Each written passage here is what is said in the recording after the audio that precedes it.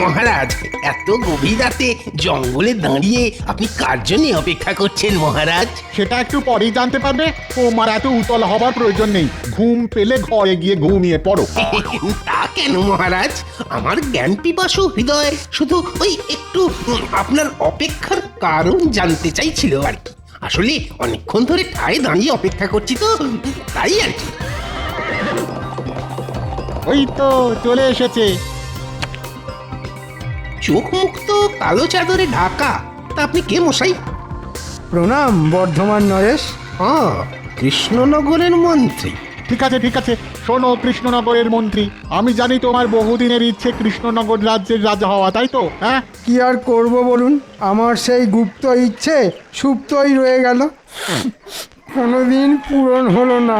নবাব খাম্বাজরাজ কেউই কোনোদিন আমার মনের ইচ্ছে পূরণ করতে সাহায্য করলো না, তাই আপনার কাছে আসা। খালি হাতে বসে থাকলে সেই গুপ্ত ইচ্ছে শুধু সুপ্তই থাকবে না, কদিন পরে লুপ্ত হয়ে যাবে। শোনো কৃষ্ণনগরের মন্ত্রী, তোমার মতো আমারও বহুদিনের ইচ্ছে ওই সোনার রাজ্য কৃষ্ণনগরকে নিজের হাতে পাওয়া, কিন্তু কিছুতেই হচ্ছে না। তাই আমি একটা পরিকল্পনা করেছি। কি পরিকল্পনা? পরিকল্পনা ঠিক মতো খাটাতে পারলে ওই কৃষ্ণনগর হাতে পাবো, সেটা হবে আমার একটা অঙ্গরাজ্য। কি পরিকল্পনা বলুন বর্ধমান রাজ। শোনো, কৃষ্ণনগর রাজ্যকে বাগাতে গেলে তোমাদের দুটো পথের কাঁটাকে সরাতে হবে। কাকে কাকে বর্ধমান রাজ? দুজন তীক্ষ্ণ ক্ষুরধারী বুদ্ধিমান ব্যক্তি। শোনো শোনো, তুমি কালকে আপনি কোনো চিন্তা করবেন না, এই সব কাজে বিশাল পটু, যাকে বলে বড় খেলোয়াড়। ঠিক আছে, তুমি তোমার দাবার চাল দিতে থাকো, তারপর সুযোগ বুঝে আমিও মক্ষম চালটা দিচ্ছি। ঠিক আছে ঠিক আছে, আপনি আপনার কাজ শুরু করে দিন, আমিও কালকে রাজসভায় গিয়ে আমার কাজ শুরু করে দেব।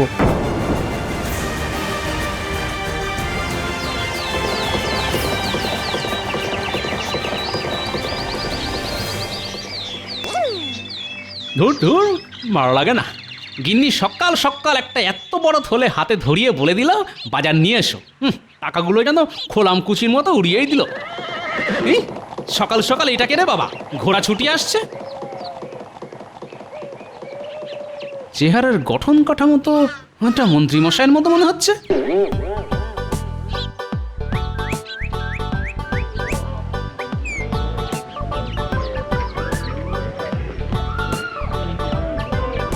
কি ভাই, তোমার এই পটল তো সকাল সকালই পটল তুলেছে।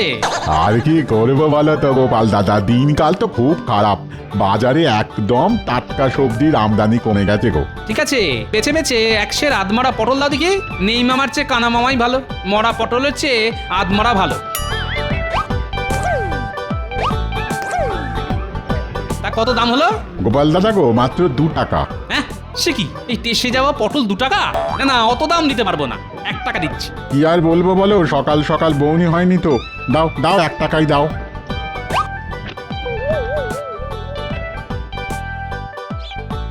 দেখেছো মানুষটাকে কোন কাক ভরে বাজার আনতে পাঠিয়েছি, কিন্তু এখনো ফেরার নাম গন্ধ নেই। কখন রান্না যে হবে আর কখন রাজসভায় যাবে, দূর দূর দূর, আমার হয়েছে যত জ্বালা। এলো গিন্নি, সকাল সকাল এত চিৎকার চেঁচামেচির কে আছে শুনি?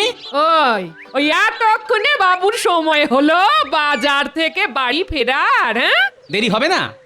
এমনিতেই এই টাকফাটা আগুন গরম, তার উপর বাজারেও আগুন দাম, দেরি তো হবেই। তা বাজার থেকে কি এনেছো দেখি? এই নাও ধরো। উমাই, কি কি সর্বনাশ! এ কি বাজার করেছো তুমি? কেন, কি আবার হলো? তুমি যা যা আনতে বলেছিলে তাই তাই এনেছি। আলু, পটল, লঙ্কা। পচা আলু, মোড়া পটল আর শুকনো লঙ্কা। মস্করা হচ্ছে নাকি আমার সঙ্গে? মস্করা? এইসব এইসব গরু ছাগলের খাবার তুমি সংসারের জন্য এনেছো? কি আর করবো বলো গিন্নি, বাজারে সবকিছুর যে আগুন দাম, তোমাকে এই দিয়েই রান্না করতে হবে, বুঝলে? বাবু আবার রাজসভায় চাকরি করে, তাতেই এই অবস্থা। যদি অন্য কিছু করতো তাহলে তো মনে হয় খেতেই পেতাম না। ধুর তোর। অত কথা না বাড়িয়ে তাড়াতাড়ি কিছু একটা রান্না করো, আমি স্নানে গেলাম।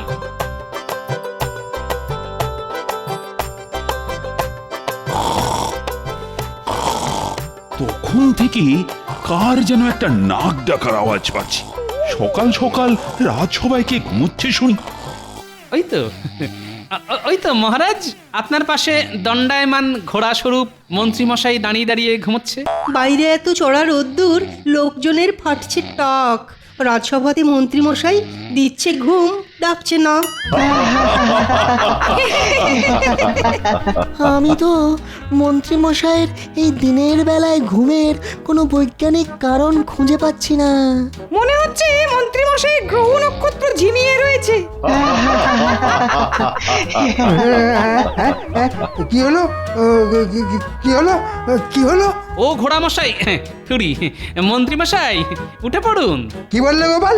আমি ঘোড়া? তাহলে তুমি কি? তুমি একটা পেট মোটা হাতি। ঘোড়াই তো দাঁড়িয়ে দাঁড়িয়ে ঘুমায়, তা আপনাকে আর কি বলে ডাকবো বলুন? এর থেকে ভালো উপমা যে আর কিছু পেলাম না।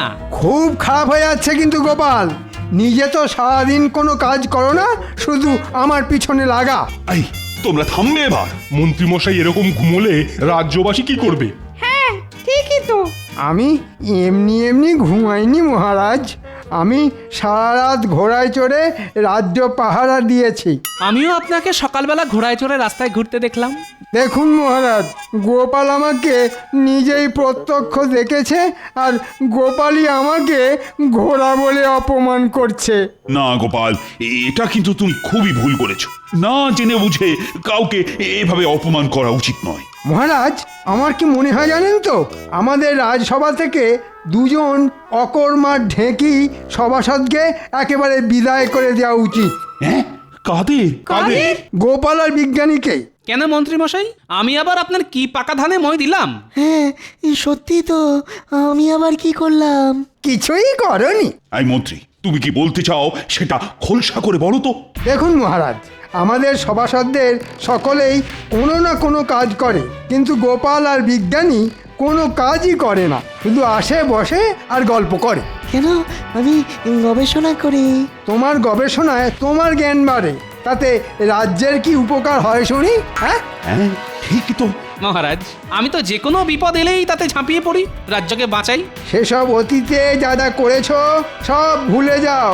ভবিষ্যতে কি উপকার করবে তার কি ভরসা আছে? তা বলে রাজসভা থেকে তাড়ানোর কি যুক্তি?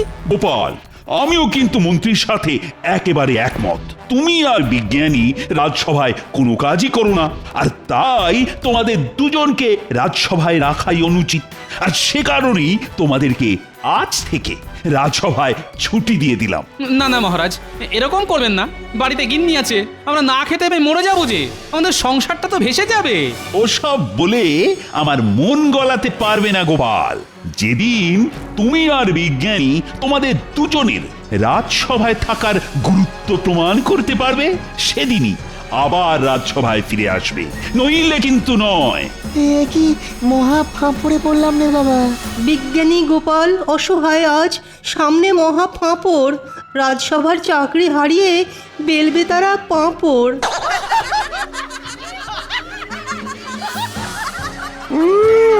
এমন পেঁচ দিয়েছি, একেবারে একেবারে সব দিশাহারা হয়ে গেছে। বিজ্ঞানী গোপাল বিদায়। এখন শুধু মহারাজকে সরিয়ে আমাকে সিংহাসনে বসতে হবে। বাবা, আমি হলাম মন্ত্রী, সব সভাসদদের মধ্যমণি আমি ষড়যন্ত্রী। আজকের মতো রাজসভা তাহলে এখানেই সমাপ্তি ঘোষণা করা হলো। এটা কিন্তু খুব খারাপ হলো মন্ত্রীমশাই। আমি যথেষ্ট সততার সাথে রাজসভার দায়িত্ব পালন করি, কিন্তু আপনি আজ আমাকে মহারাজের কাছে ছোট করলেন।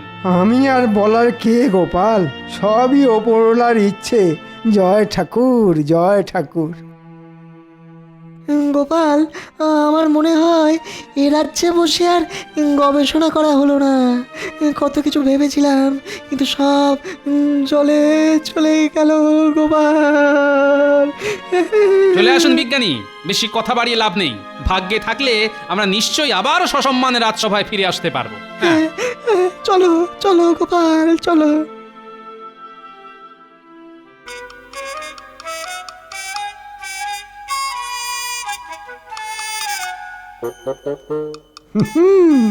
তোমাদের রাজসভা থেকে তাড়িয়েছি, এবার তোমাদের রাজ্য থেকে বিদায় করব।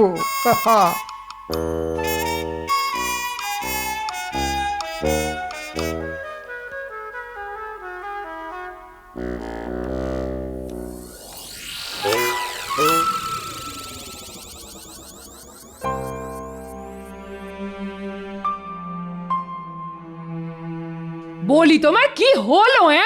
সেই রাজসভা থেকে এসে বসে আছো তো বসেই আছো, ওঠবার নাম গন্ধ নেই। আর কি বলবো বলো গিন্নি, এখন থেকে তো বসেই থাকতে হবে। বসে থাকতে হবে মানে? রাজসভার চাকরিটা চলে গেছে গিন্নি।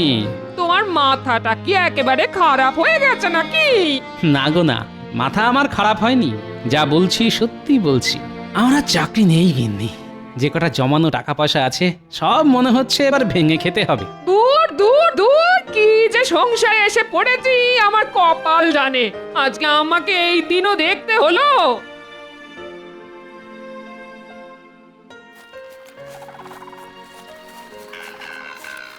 কি ব্যাপার মন্ত্রী মশাই, হঠাৎ করে আমাদের সাথে দেখা করতে এসেছেন? তা পথ ভুলে নাকি? আরে না রে না, একটা কাজের কথা বলতেই এসেছি। কাজটা করতে পারলে ভালো বকশিসও পাবি। দেখুন মন্ত্রীমশাই, আগে থেকেই বলে রাখছি, হ্যাঁ, আপনার কাজ যতবার করতে গেছি কিছু না কিছু বিপদে পড়েইছি। এবার সেরকম হলে করতে পারবো না, এ আমি আগে থেকেই বলে দিচ্ছি আপনাকে। আরে না রে না, এমন কিছুই করতে হবে না যাতে তোরা বিপদে পড়িস। হ্যাঁ, তাহলে ঠিক আছে, বলুন কি করতে হবে? গোপাল আর বিজ্ঞানী এই দুজনকে তোদের চোখে চোখে রাখতে হবে। ওরা কি করছে সেটা জানাতে হবে আমাকে। আচ্ছা মন্ত্রীমশাই, কাজ হয়ে যাবে। এবার এবার আমাদের ওই বকশিসটা। আরে বাবা, পাবি পাবি, সময় হলে ঠিক পাবি। যা এখন চটপট কাজে লেগে পড়। ধুর, এইভাবে কাজ করতে ভালো লাগে বল মোটা? হ্যাঁ, ঠিক বলেছিস। আগে থেকে কিছু হাতে গরম টাকা পয়সা পেলে না হয় কাজ করে একটা মজা পেতাম।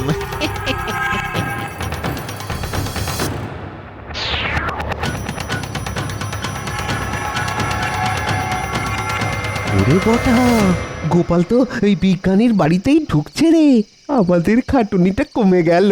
হ্যাঁ, তা যা বলেছিস।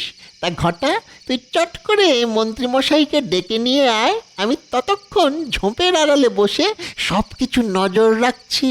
ঠিক আছে, এই যাবো আর এই আসবো। হ্যাঁ। কি গো বিজ্ঞানী, কি করছো? কি আবার করব বলো গোপাল, আমার যা কাজ, এই একটু একটা পটকা নিয়ে গবেষণা করছি। হ্যাঁ, সে কি গো বিজ্ঞানী? আরে বাবা, অনেকদিন আগে থেকেই এটা বানিয়ে রেখেছি, যদি আমাদের রাজ্যের কোনো বিপদে আপদে কাজে লাগে সেই জন্য। তুমি দেশের জন্য এত ভাবছো, আর এমন ভাগ্যের পরিহাস দেখো, মহারাজ তোমাকেও রাজসভা থেকে বহিষ্কার করলো। ঠিক বলেছো গোপাল, আমি কালকে সকালবেলা গিয়ে মহারাজকে আমার এই যুগান্তকারী পটকা আবিষ্কারের কথা জানাবো, তাহলে মহারাজ নিশ্চয়ই আবার আমাকে রাজসভায় ফিরিয়ে নেবেন। হ্যাঁ হ্যাঁ, তা নিশ্চয়ই নেবেন, কিন্তু আমার তো কোনো হিল্লে হলো না। এমনিতেই বাজারের আগুন দাম, নুন আনতে পান্তা ফুরিয়ে যাচ্ছে। এখন চাকরি খুইয়ে আমি কিভাবে সংসার চালাবো বলো তো? শোনো গোপাল, আমাদের রাজ্যের জন্য তোমার অবদান কিছু কম নয়, তাই আমি মহারাজকে বলবো এই পটকা বানানোর জন্য তুমিও সাহায্য করেছো। এটা এমন একটা জিনিস, সেটা ছোট পটকা আর বড় ঝটকা। মহারাজ দেখবেন আর চমকে চমকে উঠবেন। কোনো আগুন লাগবে না, শুধু ছুঁড়ে মারলেই ফাটবে। কই দেখি তোমার পটকা, একটু পরীক্ষা করে দেখি। এই নাও দেখো, তবে ঘরের মধ্যে ছুঁড়ো না কিন্তু। না না, বাইরে ছুঁড়েই পরীক্ষা করব। ওরে বাবারে, ওরে বাবারে, মরে গেলাম রে। ও মা গো, বাবা গো, বাবা গো, ওরে মা গো, বাবা গো, ওরে, কি ভয়ানক! বাঁচাও বাঁচাও। এ কারা যেন ছুটে পালিয়ে গেল মনে হচ্ছে। এই কে রে?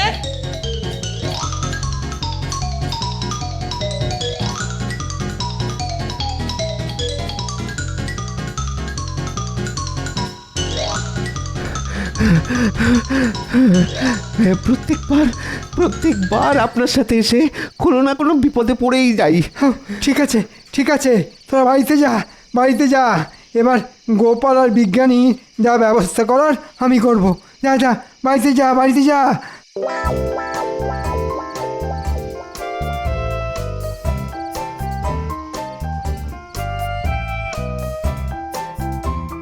মহারাজ, হে বাবা, হে কি অবস্থা তোমার? আর বলবেন না, সবই গোপালের কীর্তি। তাড়াতাড়ি সৈন্য সামন্ত নিয়ে বিজ্ঞানীর বাড়িতে চলুন, নইলে এর থেকে ভয়ঙ্কর অবস্থা আপনারও হতে চলেছে। কি বলতে চাইছো কি মন্ত্রী? জানেন মহারাজ, আপনি বিজ্ঞানী আর গোপালকে রাজসভা থেকে তাড়িয়ে দিয়েছেন বলে না, গোপাল আর বিজ্ঞানী পরিকল্পনা করে রাজবাড়ি রাজসভা সব উড়িয়ে দিতে চাইছেন। কি বলছো কি মন্ত্রী? চলো তো, প্রহরী। বলুন মহারাজ। চলো এক্ষুনি চলো, তোমাকে আমার সাথে বিজ্ঞানীর বাড়িতে যেতে হবে। যথা আজ্ঞা মহারাজ। তাহলে বিজ্ঞানী, কালকে এই পটকা নিয়ে রাজসভায় যাব। না, রাজসভায় ফিরে আসার স্বাদ আর কোনোদিনও পূর্ণ হবে না গোপাল। তুমি কি ভেবেছো তুমি আর বিজ্ঞানী রাজসভা উড়িয়ে দেবে? হ্যাঁ, সে স্বপ্ন কোনোদিনও পূর্ণ হবে না গোপাল। এ কি মহারাজ, মন্ত্রীমশাই আপনারা এখন? কেন, তোমাদের গোপন পরিকল্পনা ধরে ফেলায় খুব চমকে গেছে মনে হচ্ছে। কি যাতা বলছেন মন্ত্রীমশাই? বিজ্ঞানী তো ভেবেছিল এই ছোট ছোট পটকাগুলি মহারাজকে দেখাবেন, তাহলে আমাদের রাজ্যের সুরক্ষায় অনেক সুবিধে হবে। হ্যাঁ মহারাজ, আজ সকালে মন্ত্রীমশাই বলেছিলেন না যে আমি কিছুই করি না, কিন্তু সেটা একদম ভুল কথা মহারাজ। আমি এই ছোট পটকা আবিষ্কার করেছি যাতে খুব সহজেই বড় সেনাবাহিনীকে আটকে রাখা সম্ভব।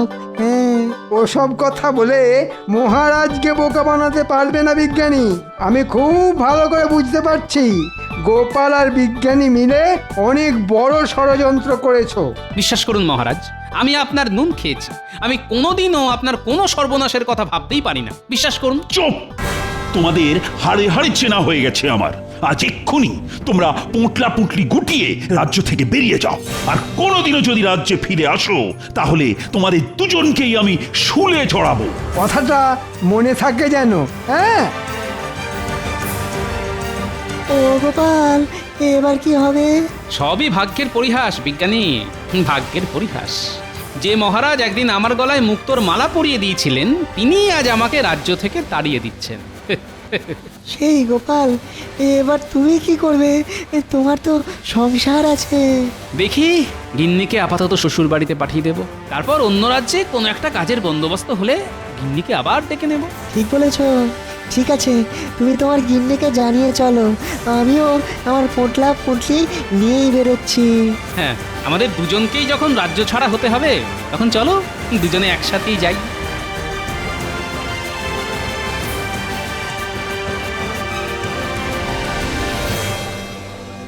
আর বেশি পথ নয় বিজ্ঞানী, এই গুহার রাস্তা পেরোলেই আমরা কৃষ্ণনগর রাজ্যের পশ্চিম সীমানা পেরোবো। ও ও, সেই তখন থেকে হেঁটেই চলেছি, পাটা যেন আর চলছে না। একটু কথা বসে বিশ্রাম নিলে হয় না গোপাল? চলো তাহলে ওই গুহার ভিতরেই না হয় রাতটা কাটিয়ে দিই, তারপর কালকে ভোর হতে না হতেই অজানার উদ্দেশ্যে আবার বেরিয়ে পড়বো। হ্যাঁ হ্যাঁ, তাই চলো।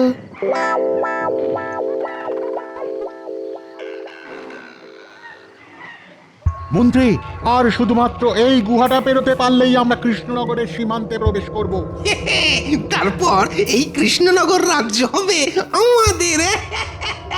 আস্তে আস্তে পুঁটলি আস্তে, কেউ যেন জানতে না পারে আমরা অতর্কিতে কৃষ্ণনগর আক্রমণ করছি। সর্বনাশ বিজ্ঞানী, এসব কি আমরা নিজের চোখে দেখছি? হ্যাঁ গোপাল, কৃষ্ণনগরের সামনে সমূহ বিপদ, আর বিপদ থেকে রক্ষা পাওয়ার অস্ত্র আছে আমার কাছে। হ্যাঁ সত্যি বিজ্ঞানী? হ্যাঁ গোপাল, তবে এই দেখো তার খেলা। পালাও পালাও পালাও পালাও, শিগগির পালাও দেখি সব বোমা ছুটতে কেন? মহারাজ, ভালো কথা বলছি, ফিরে চলুন। আমরা অন্য কোনো সময় আবার কৃষ্ণনগর আক্রমণ করবো খন। এখন কেটে পড়ুন, পালাও। আচ্ছা বিজ্ঞানী, তোমার আবিষ্কারের একটা উড়ন্ত জুতো ছিল না, সেটা সাথে এনেছো? হ্যাঁ এনেছি তো, এই নাও। বিজ্ঞানী, তুমি মহারাজের কাছে চলো, আমিও ওই ব্যাটা দুটোকে তুলে নিয়ে যাচ্ছি।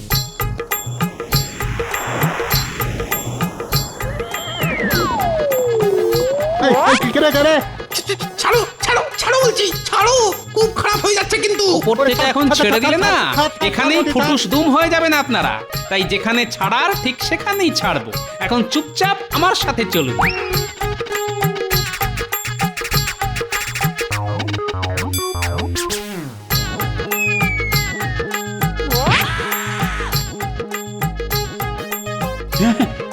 গোপাল, এখানে উড়ে উড়ে আপনার অগোচরে এই বর্ধমান রাজা, মন্ত্রী আর সেনাদল সবাই মিলে আমাদের রাজ্য আক্রমণ করে। তখন আমি আর গোপাল মিলে আমার বানানো বোমা দিয়ে ওদের আক্রমণ ঠেকাই। সব সেনারা পালিয়েছে, শুধু এদেরকে ধরে এনেছে গোপাল। হ্যাঁ, আমার মাতৃভূমি বলে কথা। তা রাজ্য যখন বিপদে, তখন তাকে না রক্ষা করে কি করে যাই বলুন তো মহারাজ? সব সব হয়েছে ওই মন্ত্রীটার জন্যে। ও বললো ঠিক কায়দা করে গোপাল আর বিজ্ঞানীকে কৃষ্ণনগর রাজ্য থেকে সরিয়ে ফেলবে, আর রাজ্য হাতাবো আমরা। সব পরিকল্পনায় জল ঢেলে দিল। মন্ত্রীর এত বড় সাহস! দেখলেন মহারাজ, আমরা নির্দোষ, শুধু শুধু আমাদের ফাঁসানো হয়েছে। আজ আমি মন্ত্রীকে ছাড়বো না, বেটাকে মেরেই ফেলবো। প্রহরী, তুমি এই বর্ধমান রাজার মন্ত্রীকে বেঁধে রাখো, আর মন্ত্রীকে আজ আমি উচিত শিক্ষা দেব। আর গোপাল, বিজ্ঞানী, তোমরা আমায় ক্ষমা করো। ভুল বুঝে আমি তোমাদেরকে অনেক কথা বলেছি, কিছু মনে করো না যেন। আজকে থেকে তোমরা আবার সসম্মানে রাজসভায় আসবে। তোমাদের এই উপকার আমি কোনোদিনও ভুলবো না। সবই মহারাজ বিজ্ঞানীর আবিষ্কার করা ছোট পটকার বড় ঝটকার কামাল। আর এখন আমি মন্ত্রীকে একটা ঝটকা দেব। দাঁড়াও মন্ত্রী, দাঁড়াও বলছি, দাঁড়াবে মন্ত্রী। ভুলে গেছে মহারাজ।